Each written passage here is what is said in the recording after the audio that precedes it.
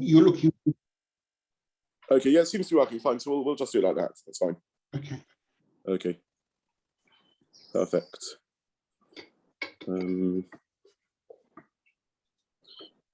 Okay. Fine. Okay, I can see everyone now. Good.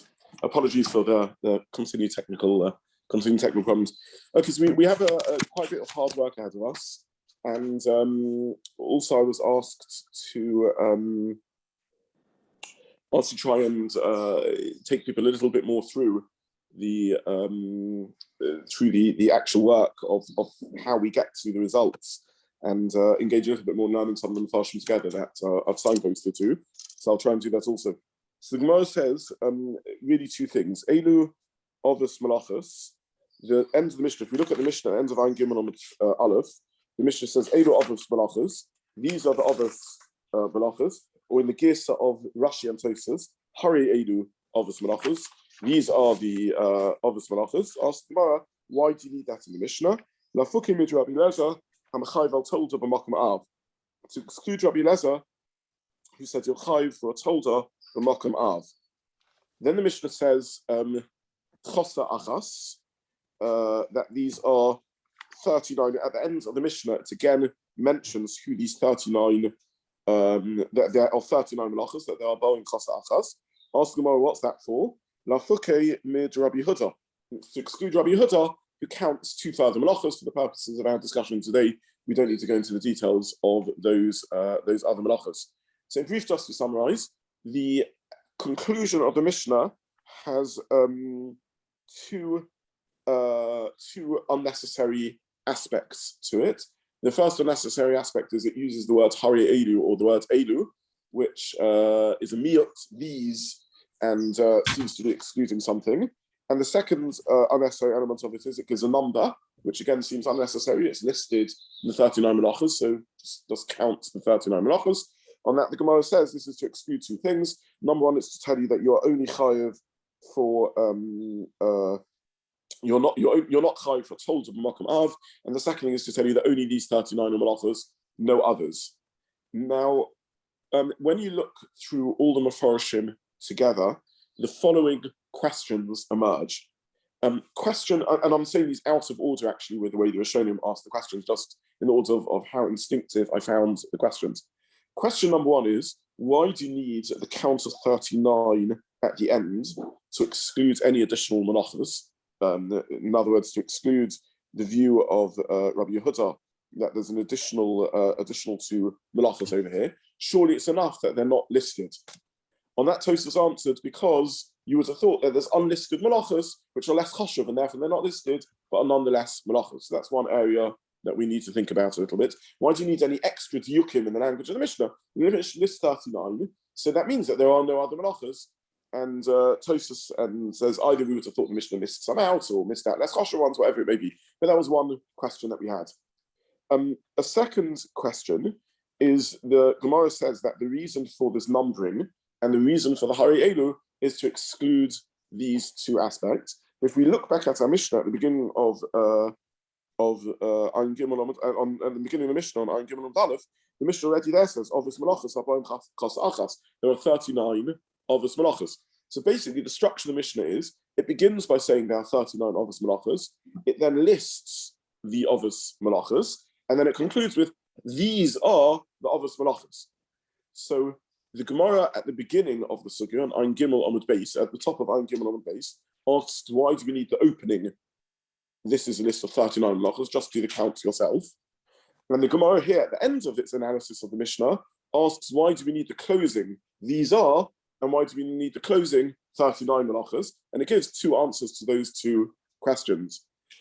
Nonetheless, why couldn't everything be learnt from the initial 39 melachos? And what is the difference between the Gemara's response to the question at the top of Ein Gimel on the base, and the question at the top of, and the question now on our Gemara? Again, I apologize. There's no way to avoid this discussion becoming very, very technical. It's just very, very nitty-gritty analysis of the language of the Mishnah. So again, effectively, there are 3 unnecessary clauses in the Mishnah. All the Mishnah needed to do was say, this is the list of melachos, or there are the following are malachas, and then list the malachas, and it seemingly would have been told us everything. The Mishnah unnecessarily adds in 3 details. It opens the list by saying there are 39 malachas, and it closes the list by saying these are the 39 malachas, which the Gemara understands effectively to be 3 unnecessary details in the Mishnah. The number of the 39 at the beginning, the these are at the end, and 39 at the end. The Gemara analyzes the first question at the beginning of the sukkah, straight after the Mishnah on Ein Gimel on the base, and it analyzes the final 2 questions at the end. And the difference between these pieces of analysis is again something that we'll have to work through to try and understand. So those are the primary questions that the Rishonim ask on the sukkah. And finally, they ask, when I say they, Tosfos already on the spot asks this, from a Mishnah that we didn't see together. And this is the Mishnah in the previous Mishnah in our Perek, in Perek Klal Gadol, which Tosfos calls the Reisha. In other words, he viewed this as the Reisha of the Mishnah, and this is the Mishnah on the Samachet Amud Aleph. So the Mishnah on Samachet Amud Aleph, and I think I sent it to on the WhatsApps late last night because I don't think I had sort of realised how significant this Mishnah is. So the Mishnah on the Samach Zayin on the base, at the bottom of Samach Zayin base, top of Samachet Amud Aleph, really opens our whole Perek. That's why our Perek is called Klal Gadol, because the Mishnah tells us a great principle. The Gemara asks why it's called a great principle, but we're not going to go into this. And the Mishnah tells us a Klal Gadol about how Shogeg works on Shabbos, and seemingly it's already inherent in the Mishnah there, the idea that you are not chayav on an av, on a Toldot b'makom av. Therefore, asks Tosfos, why do we need the new miyut in our Mishnah? We already established that you're not chayav on a Toldot b'makom av. So I think that's a summary of the talking points in the sugya.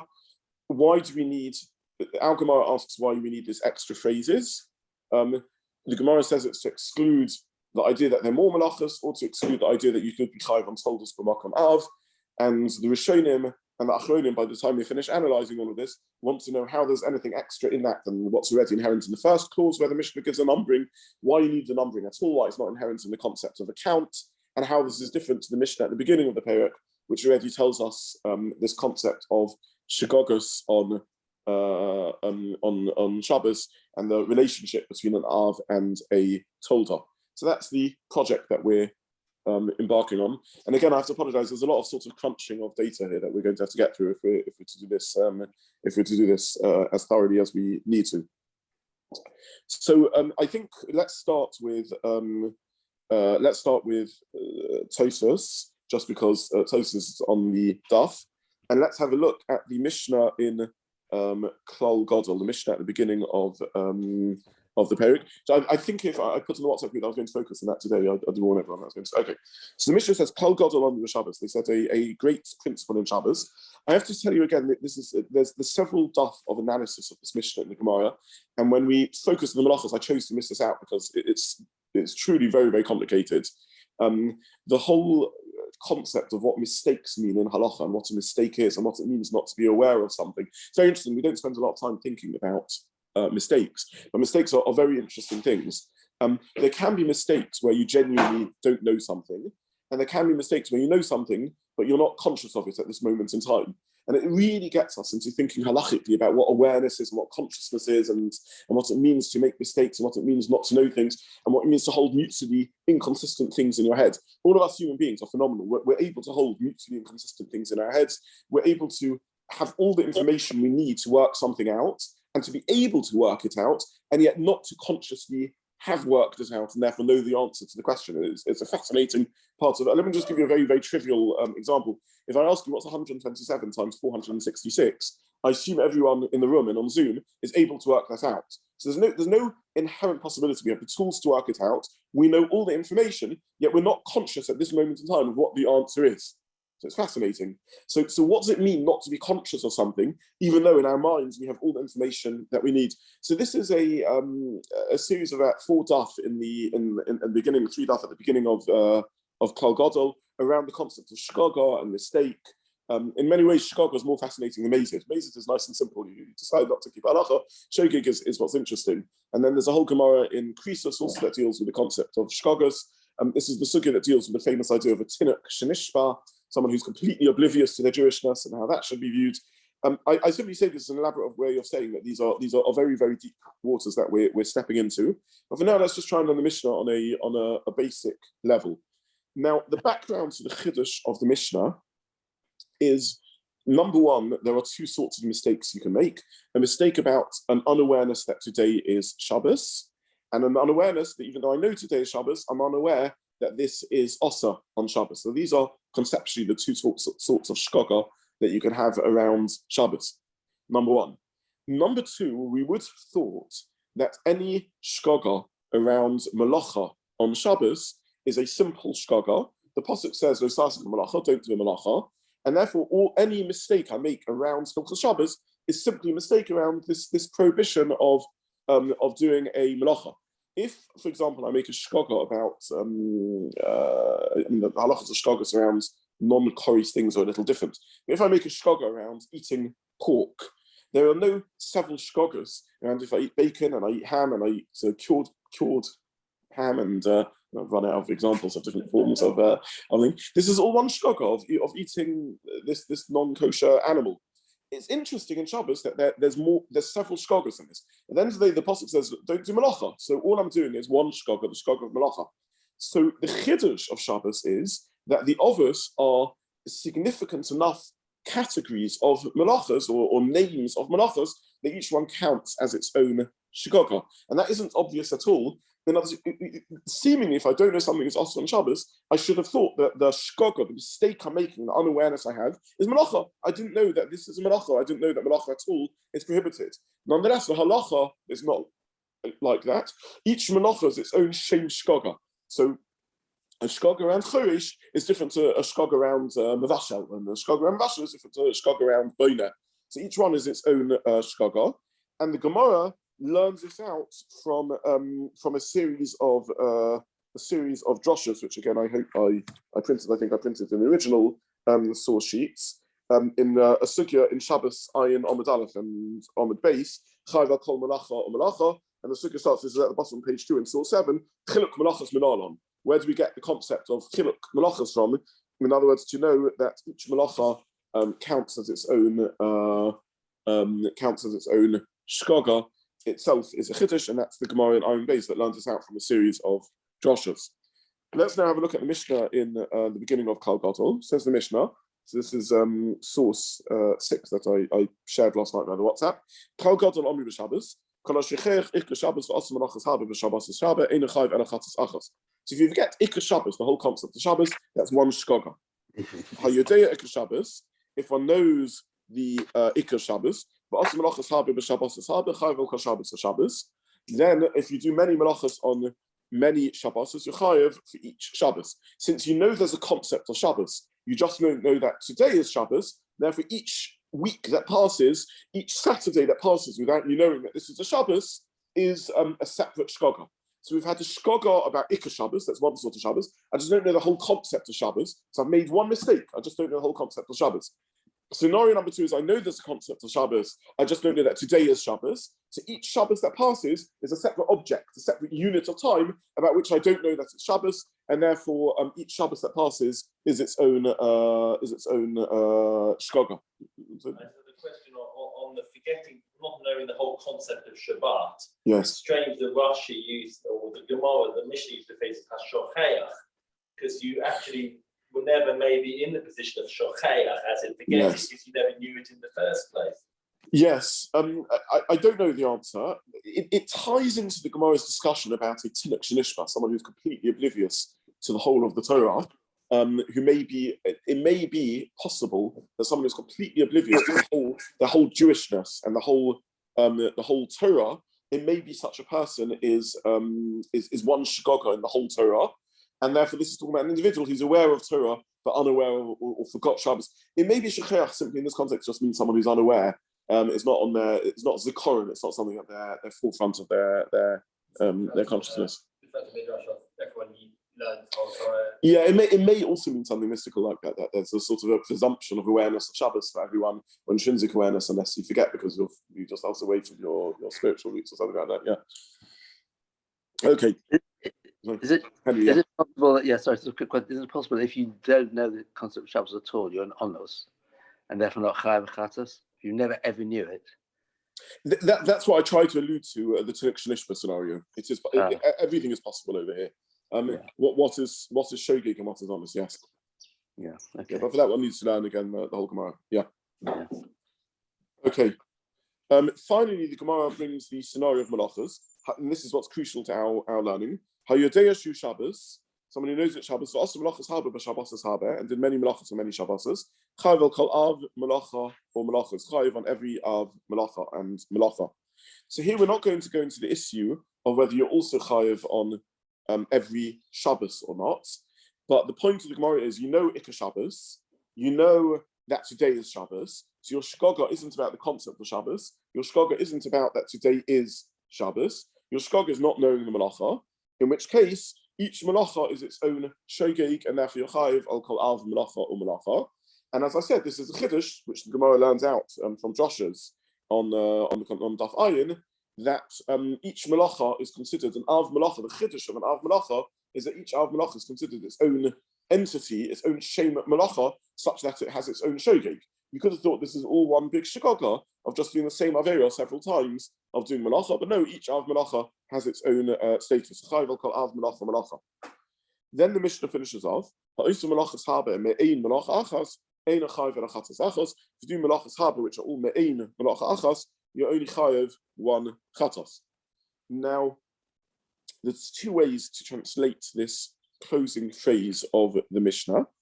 Either the Mishnah means if you do many Toldos, or let's say an Av and a Tolda of one Malacha, this only counts as one Shogeg, and that's what Malachas Haber Me'ein Malacha Achas means. And it's interesting because we've discussed a lot what Toldos are, but what you see then in the language of the Mishnah is that a Tolda is called a Malacha. These are Malachas Haber, there are many Malachas, but they're all Me'ein Malacha Achas. They are all somehow connected to one Malacha in the relationship of Toldos to others. Therefore, you're only Chayav Chatos Achas. That's one way of reading the Mishnah. A second way of reading the Mishnah is, we've seen already that you can have many co-others. So these are within, let's say, the Av that we call Ofer, there could be two Malachas which are of equal status, which are co-others. For example, Ofer and Mavashel, baking and cooking, or baking and boiling, both are separate Shemus Malachas. They're separate names of Malachas. Yet the view of Rashi and the Rambam is that both of these are co-others Malachas. And that may be what the Mishnah means when it says Malachas Haber Me'ein Malacha Achas. What it doesn't mean is where you're literally doing the same Malacha again and again, because that's not interesting, that's obvious. So it wouldn't call Malachas Haber Me'ein Malacha Achas, where you just, if you bake a chocolate cake and then you bake a cinnamon cake and then you bake a loaf of bread, that's not Malachas Haber Me'ein Malachas Achas, that's just baking and baking and baking, and that's obvious, that's not separate obvious Malachas. So we're definitely talking about a different Shem Malacha. Again, I want to emphasize, a Tolda is its own Malacha. A co-Av is its own Malacha. However, they are somehow linked in the form of Me'ein Malacha Achas, either because they're others to Toldos or because they're co-others, and therefore the Mishnah says you are only Chayav one on these cases. So given that Hakdama, we are now able to learn Tosfos Divrei Maskel Hari Elu, Lafukim Mid Rabbi Lezer, to Mechayiv HaTolda B'Makam Av. So first of all, again, just as an aside, Tosfos and Rashi are going Hari Elu, not Elu. Says Tosfos, the Imtoma me Reisha Shominala, you can learn this from the Reisha, the Tanan. So we see from the Reisha, in other words, the first Mishnah in our Perek, that's what Tosfos calls the Reisha, that you are only Chayav one on a Tolda B'Makam Av. That's what Tosfos asks, that you see you're only Chayav one on a Tolda B'Makam Av. We already see that from the Reisha of the Mishnah. The truth is, arguably, Tosfos could have learned it, and some of the Rishonim ask it, even from the line before in the Mishnah. The Mishnah says, "Hayodea Shu Shabbos, v'asur Malachas Haber b'Shabbos Haber, Chayav al kol Av Malacha Malacha." If you know that it's Shabbos and you do many Malachas, you're Chayav on each Av Malacha.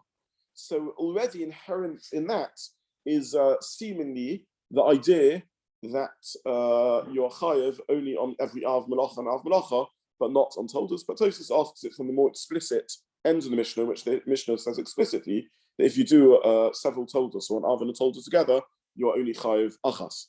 So that's one extra way Tosfos could have asked the question. Another way Tosfos could have asked the question, and Tosfos in Daf Ayin sort of discusses this point, is we could have asked the question just from the mere fact of the minyan, from the number count of the melachos. If you are chayiv like Rabbi Eliezer on a Toldot b'mokum av, then what relevance is the whole categorization of melachos? Anything which has a shame melacha, which is called a melacha, you're chayiv on. So cholev mishum cholev, right? Cholev is a melacha because milking is a melacha. As you know, now cholev is also a Toldot of something else. Let's say it's a Toldot of dosh or whatever it may be. We learn to discusses what it's a Toldot of. Who cares what it's a Toldot of? As long as we know that cholev is a shame melacha, if you were chayiv like Rabbi Eliezer on every Toldot b'makom av, then the whole categorization of melachos doesn't seem to be of interest at all. And again, I think I posted, I did post a link to that Tosfos on the WhatsApp group to have a look at Tosfos on Daf Ayin that asked that question.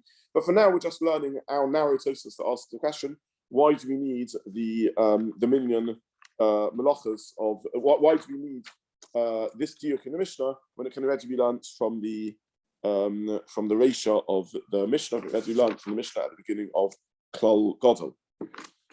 So far, is this how everyone learned the Sukkah? Is this all good? Yeah, it's okay. Great, I can't push it off this, so okay. See the conclusion. Okay, on the question of Tosfos.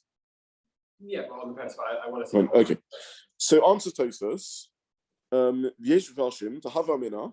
Me'in melacha achas haynu shtei Toldot me'av achad. Would have had to have amina that you're only chayev on shtei Toldot of one av. Aval av Toldot today mechayev tati k'mash malon. So Tosfos says that the Havamina, had we only had the earlier Mishnah, then all I would have known is what the Mishnah says. If I do lots of melachos, which are me'ein one melacha, which are all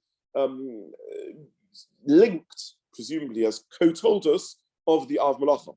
Now, it isn't explicit in that Mishnah whether it means an Av plus a Tolda, or it means two Toldos of one Av. Therefore, I wouldn't have known to exclude Rabbi Eliezer, who says Yochayev a Tolda b'makom Av. Kamash malon. Therefore, we need our diuk of the Mishnah even to exclude Rabbi Eliezer. So, in this answer of Tosfos, and we'll need to understand next year what the svara would be, but for now, just crunching the maths of Tosfos. In this answer of Tosfos, there are two stages or two possible havaminas. It would have been more obvious to us that if you do two Toldos, you are only chayev once. And that's what we could learn from the Mishnah, in the first Mishnah in Perek Klal Gadol, the Reisha, in which the Mishnah tells us you are chayev only once if you do melachas haba me'ein melacha achas. We wouldn't have understood and we wouldn't have known from this source that you are also exempt in Rabbi Eliezer scenario when you do an Av and a Tolda together. Therefore, we need our Mishnah Kamash Malon to teach me that I'm even exempt when I do an Av and a Tolda together. Which means to say that the relationship between an Av and a Tolda isn't identical to the relationship between two co-Toldas, and this we'll need to understand in the next Shiur. It also means that we can't be certain as to the view of Rabbi Eliezer himself. When Rabbi Eliezer says that you are chayev for an Av b'makom Tolda, it doesn't mean he's oblivious, like we asked, to the whole categorization of Lamates Melachos. It could be Rabbi Eliezer understands and agrees that there's a categorization of Lamates Melachos, which would mean that you are exempt if you do two Toldos which fall under one category. All Rabbi Eliezer meant to say was, if you do an Av and a Tolda together, you are exempt from these categories. The final point I want to make is that the Rambam also shared Tosfos's line of thought, and again I put this on the handout sheet. The Rambam also thought that there was a difference between doing two Toldos and doing an Av and a Tolda. Let's have a quick look at the Rambam. The Rambam says in Hilchos Shogeg Perek Zayin, so